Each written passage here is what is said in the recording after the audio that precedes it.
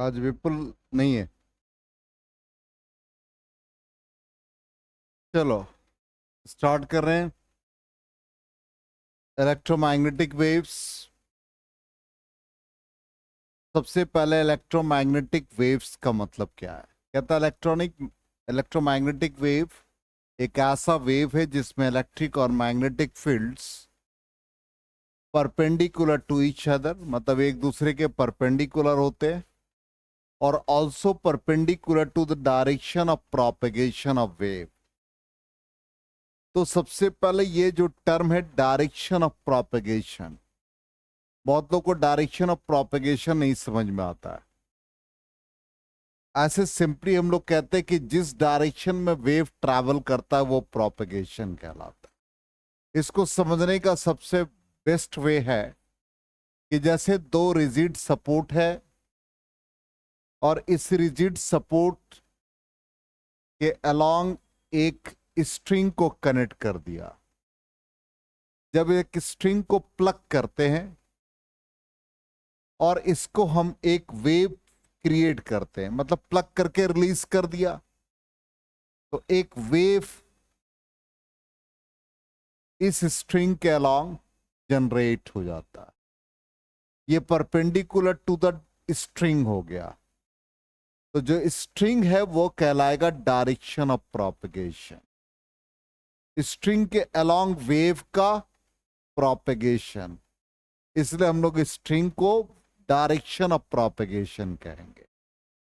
तो यदि direction of propagation wave का एक्स के अलोंग है, एक्स एक्सिस के अलोंग वेव प्रोपेगेट कर रहा है, और हम इलेक्ट्रिक फील्ड को वाई के अलोंग एज्यूम कर लें, magnetic field perpendicular to y means along z axis. तो इलेक्ट्रिक फील्ड और मैग्नेटिक फील्ड दोनों म्यूचुअली परपेंडिकुलर हो गए, और electric field also perpendicular to the direction of propagation of wave. अब मैग्नेटिक फील्ड भी direction of propagation of wave के long हो गया। इसका मतलब फाइनली यदि हम इलेक्ट्रिक फील्ड वेक्टर और मैग्नेटिक फील्ड वेक्टर का क्रॉस प्रोडक्ट निकालेंगे तो जो रिजल्ट आएगा उसके अलोंग वेव का प्रोपेगेशन होना चाहिए। तो इलेक्ट्रिक फील्ड y के along means j cap, magnetic field z के along k cap, j cross k का रिजल्ट I, इसलिए वेव का प्रोपेगेशन x के अलोंग होगा। इसलिए हम लोग कहते हैं इलेक्ट्रोमैग्नेटिक वेव्स को, या डिफाइन करते हैं, it is a wave in which electric and magnetic fields are perpendicular to the direction of propagation of wave, as well as electric field या E cross B is along the direction of propagation of wave। समझ में आ गया? Clear? अब इसी को एक pattern में हम लोग शो करते हैं। इलेक्ट्रिक फील्ड का मैग्नीट्यूड हम लोगों ने, या इलेक्ट्रिक फील्ड का प्रोपगेशन y के अलोंग दिखा दिया, मैग्नेटिक फील्ड z के अलोंग दिखा दिया, और c जो स्पीड ऑफ इलेक्ट्रोमैग्नेटिक वेव्स है उसका डायरेक्शन दिखा दिया x के अलोंग। ये वेव का प्रोपगेशन हो गया। अब जब ये वेव फॉर्म में होगा, साइनसॉइडल फॉर्म में होगा, तो इलेक्ट्रिक फील्ड का मैग्नीट्यूड हम लोग y के अलोंग इस तरह लिखेंगे, E not sine omega T minus के एक्स। अब मैग्नेटिक फील्ड को z के अलोंग है तो B not sine omega T minus के एक्स। ठीक, अब यहां पर E not B not electric field और मैग्नेटिक फील्ड का मैग्नीट्यूड, ओमेगा एंगुलर फ्रीक्वेंसी, ये एक नया टर्म है जिसको हम लोग प्रोपेगेशन कांस्टेंट कहते हैं, जिसका वैल्यू 2 पाई बाय लेमडा होता है। इसको हम लोग एंगुलर वेव नंबर भी कहते हैं, और X direction of propagation, omega का वैल्यू 2 पाई बाय टी। ठीक, ये सारे पैरामीटर हमने लिख रखा है। E Y B B Z instantaneous value है। जस्ट हम लोगों ने अभी करंट इलेक्ट्रिसिटी खत्म किया, I is equal to I not sine omega T लिखते थे। आई क्या था? Instantaneous value. यहाँ पर ई क्या है? इंस्टेंटेनियस वैल्यू है।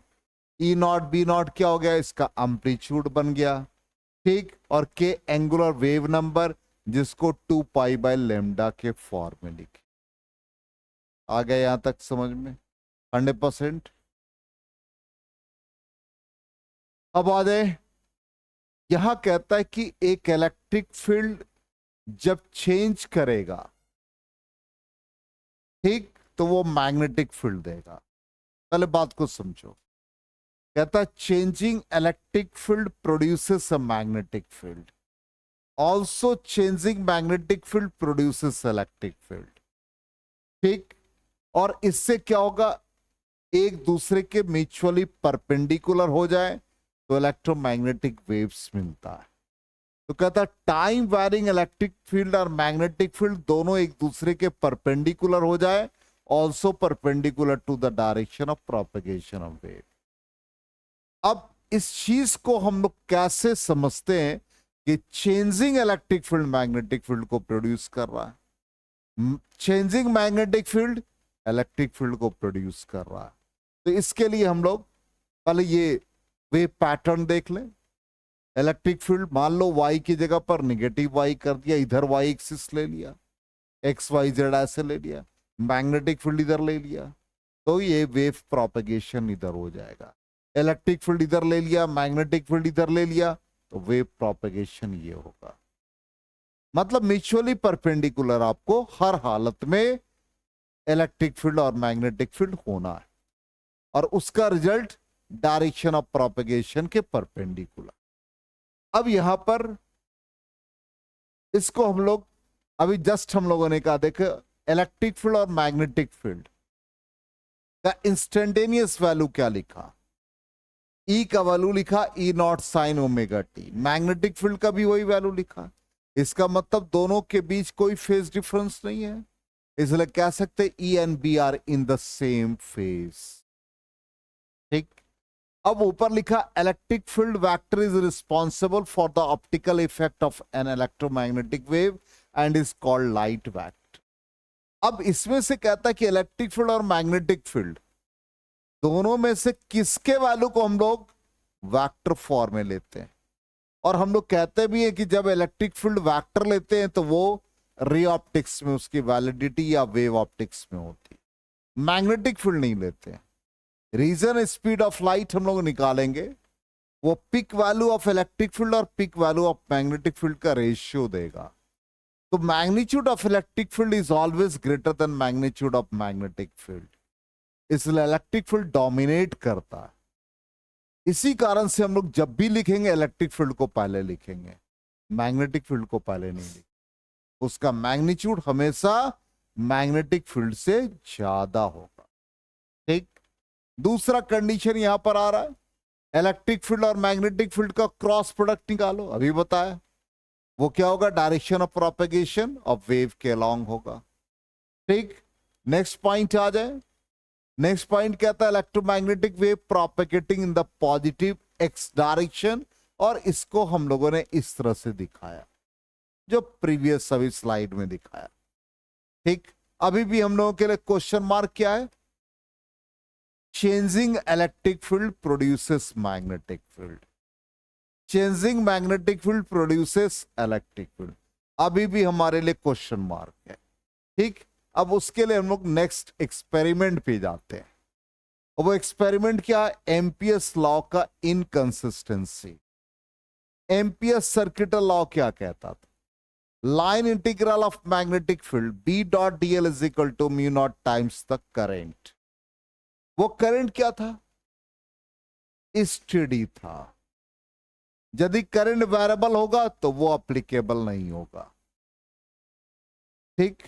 अब उस चीज को देखने के लिए, ठीक, यहां पे मैक्सवेल ने एज्यूम किया कि जैसे हम कैपेसिटर के दो प्लेट को चार्ज कर,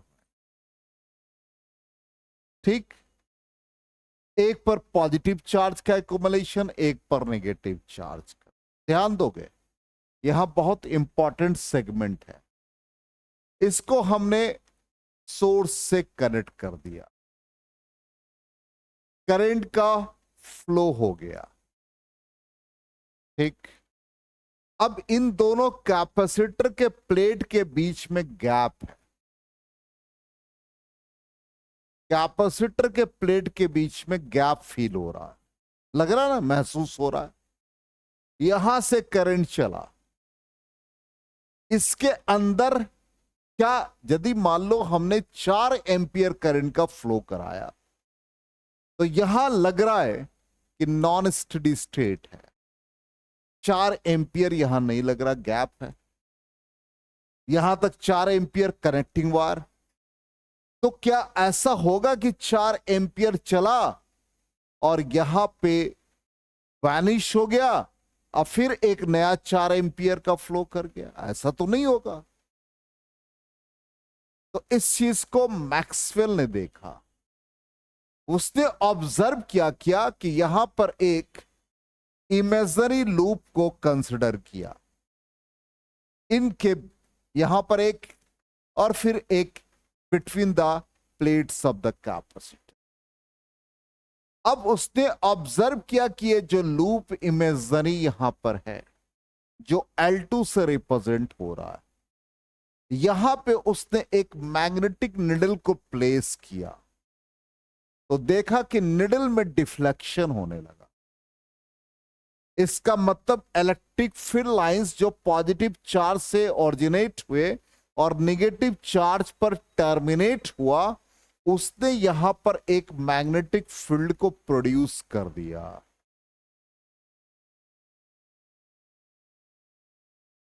वो सर्किट की बात तो L2 जो लूप बना, उस लूप के पास एक मैग्नेटिक निडल में डिफ्लेक्शन ये शो कर रहा है कि changing electric field produces magnetic field,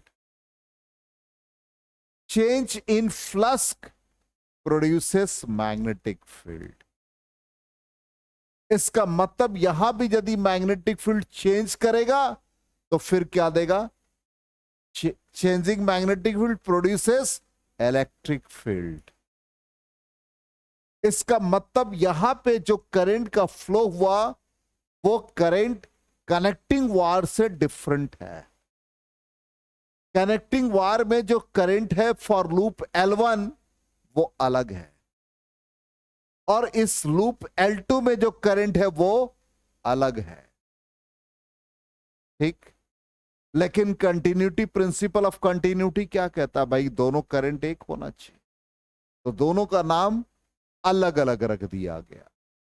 इसका नाम रख दिया, जहां तक कनेक्टिंग वायर है, इसका नाम रख दिया गया conduction current, rate of flow of charge, और इसका नाम रख दिया गया डिस्प्लेसमेंट करंट, और ये आ गया due to change in flux, ठीक। अब फिर से सवाल ये कि यहां से 4 एम्पियर चला, तो यहां भी 4 एम्पियर होना चाहिए। ये भी हम लोग प्रूफ करेंगे। ये तो अब क्लियर हो गया कि changing electric field produces magnetic field and changing magnetic field produces electric field. अब एम्पियर्स लॉ वैलिड क्यों नहीं है? एम्पियर्स लॉ फेल क्यों कर गया? तो हम लोग जब इसके इक्वेशन को लिखते हैं, इस पार्ट के लिए इक्वेशन को लिखते हैं, तो देखिए क्या आता है, ध्यान दीजिएगा। यहां तक कनेक्टिंग वायर है, तो फॉर लूप L1 क्या लिखा? Mu not times the current means conduction current, ठीक। For loop L2 there is no connecting wire, तो लूप L2 में कंडक्शन करेंट 0 आ गया। इसका मतलब लूप L2 में कंडक्शन करंट नहीं होगा, लूप L2 में एक अलग करंट का फ्लो होगा जिसका नाम डिस्प्लेसमेंट करंट हो। आगे समझ में? तो एम्पियर्स का मॉडिफिकेशन किसने कर दिया? मैक्सवेल ने कर दिया। क्लियर? यहां तक क्लियर है सबको? अब मैक्सवेल कहता है कि यहां जो करंट का फ्लो है उस करंट का नाम क्या दे दिया? Displacement current. Means for loop L1 conduction current and loop L2 के लिए डिस्प्लेसमेंट करंट। ठीक, अब डिस्प्लेसमेंट करंट क्या कहता है? कहता है कि यहां पर देखिए डिस्प्लेसमेंट करंट। अब डिस्प्लेसमेंट करंट कहता है करंट टोटल उस पूरे लूप के लिए V dot DL is equal to mu not times the IC plus ID कर दिया। अब क्यों किया? रीजन देखते हैं। यही हमारा पॉजिटिव प्लेट था, ये हमारा नेगेटिव प्लेट। यहां पर हम लोगों ने लूप L1 कंसिडर किया, यहां पर इसके बीच में लूप L2 कंसिडर किया। तो मॉडिफिकेशन ये बन गया कि line integral of magnetic field is equal to mu not times the total current. तो नाम दे दिया टोटल में conduction as well as displacement current. इसका मतलब जब हम लूप L1 में जाएंगे, ध्यान देंगे लूप L1 के लिए V dot DL is equal to mu not times IC। इसका मतलब लूप L1 में डिस्प्लेसमेंट करंट का वैल्यू 0। फिर हम जब लूप L2 को कंसिडर कर रहे हैं, यहां पे हम लोग इसको लिख रहे हैं तो mu naught times the displacement current. इसका मतलब लूप L2 में कहीं कनेक्टिंग वायर नहीं है, तो कंडक्शन करंट का वैल्यू 0। आ गया समझ? इसका मतलब बिटवीन द प्लेट्स हम लोग क्या लिखेंगे? Mu naught times the ID। और थ्रू द कनेक्टिंग वायर क्या लिखेंगे? म्यू नॉट टाइम्स IC लिखेंगे। यहां तक क्लियर? ठीक, अब इस ID का वैल्यू क्या बन गया? किसके कारण से ID आया? Change in flux. कैसा फ्लक्स? Electric flux. तो अब इसका वैल्यू क्या बन जाएगा? देखते हैं क्या बनता है, ध्यान देते हैं। ID का वैल्यू क्या बना? Rate of change of electric flux. ठीक, और मीडियम भी होना चाहिए, तो फ्री स्पेस के लिए हम लोग एप्सिलॉन नॉट लिख देंगे। अब कंडक्शन करंट का वैल्यू क्या होगा? dq by dt। तो देखिए conduction current due to flow of charges in the conductor, a displacement current due to changing electric field between the plates of the capacitor। इसलिए जब भी हम लोग मॉडिफाइड एम्पियर्स लॉ लिखेंगे जिसको मैक्सवेल, वो हमेशा mu naught times the total current means IC plus epsilon not d phi E by dt। आ गया समझ में? क्लियर है? 100%? चेक कर लो, पहले एक बार देख लो, समझ लो सब लोग।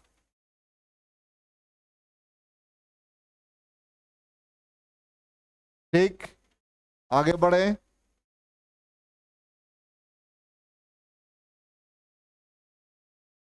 अब यहां पर डिस्प्लेसमेंट करंट का मतलब क्या हो गया?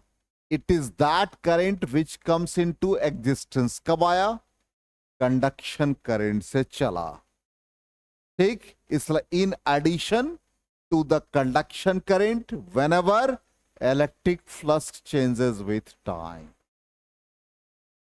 ठीक, अभी भी एक क्वेश्चन रह गया कि कंडक्शन करंट क्या डिस्प्लेसमेंट करंट के बराबर है?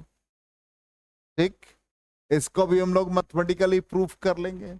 Is displacement current equal to conduction current. ठीक है, चेक करते हैं। डिस्प्लेसमेंट करंट क्या लिखा? अभी देखो आर्यन बहुत सेंसिटिव हो गया पढ़ने में, आप लोग को शायद नहीं पता है। इतना सेंसिटिव है ये कि एक एक पार्ट को ये मेमोरी में रखा हुआ है, नोट्स में नहीं लिखा है, मेमोरी में। हाँ, क्या है डिस्प्लेसमेंट करंट का वैल्यू, किसके कारण से आया था?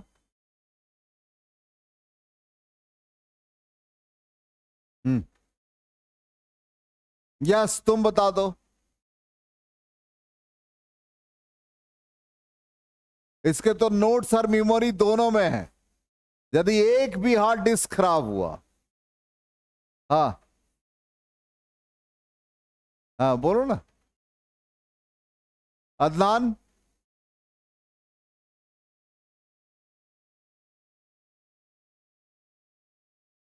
इलेक्ट्रिक फ्लास्क, अच्छा, वाह। अबे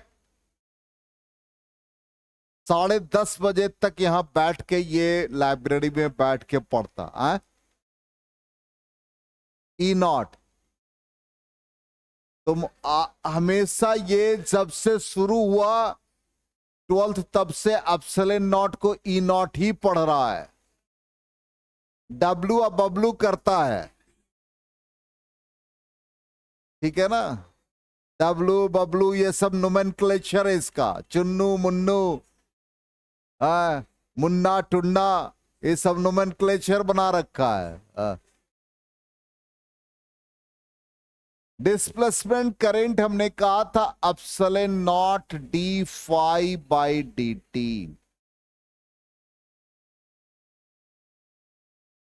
अब यहां पर एप्सिलॉन नॉट, तबीयत उसकी ठीक नहीं है।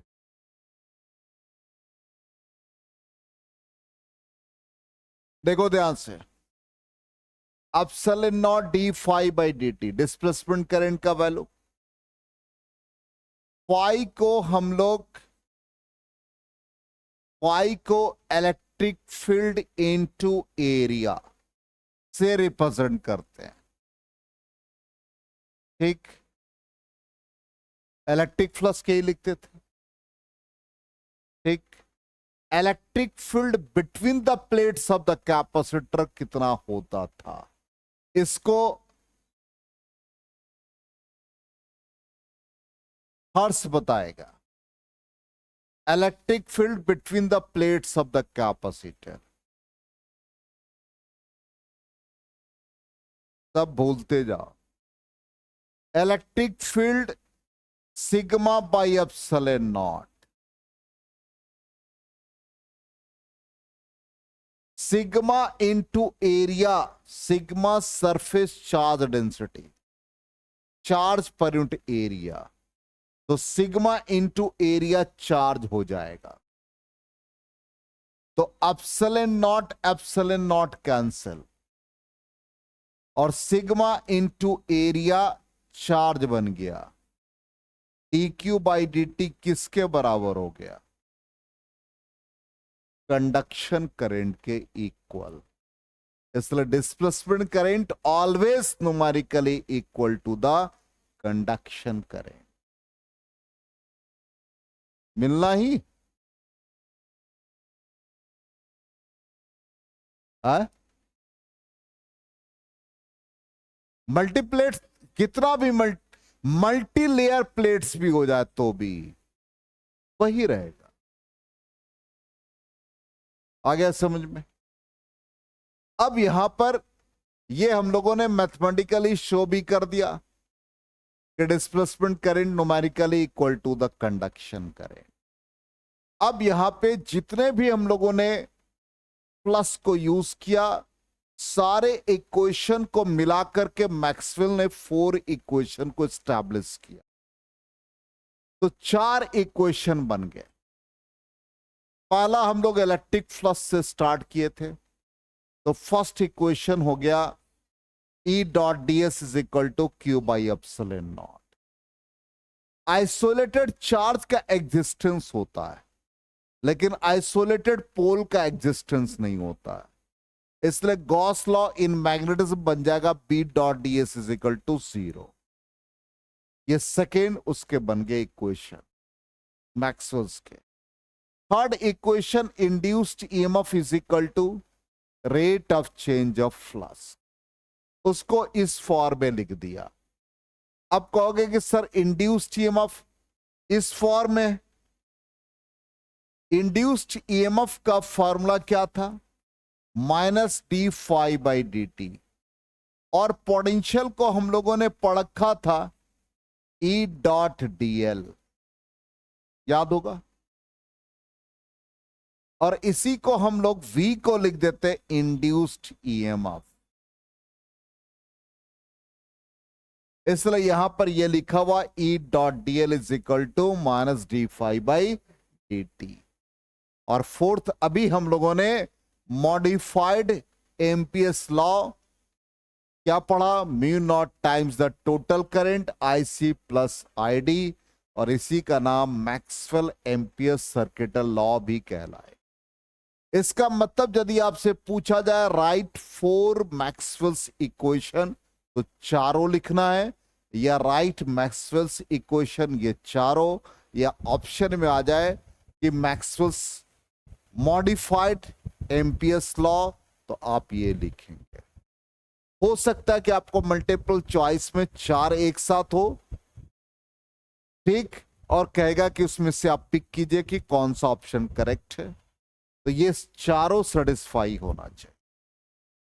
दूसरा क्वेश्चन बनता है कि is displacement current equal to conduction current? What is displacement current? ठीक, और वो जो चार्जिंग कंडीशन लिया था वो एग्जाम्पल था, उसको याद नहीं रखना। What is electromagnetic waves? Instantaneous value of electric field and magnetic field. ठीक, अब phase relationship electric field magnetic field 0। Direction of propagation क्या होगा? E क्रॉस B का रिजल्ट होगा। ये सारी चीजों को दिमाग में रखना है। ठीक, इतना हो गया। तो कल के क्लास में हम लोग नेक्स्ट क्लास में सोर्सेस ऑफ इलेक्ट्रोमैग्नेटिक वेव्स और उसका मैथमेटिकल ट्रीटमेंट करेंगे। चैप्टर छोटा है, बहुत ही छोटा चैप्टर है। ठीक है, चलो।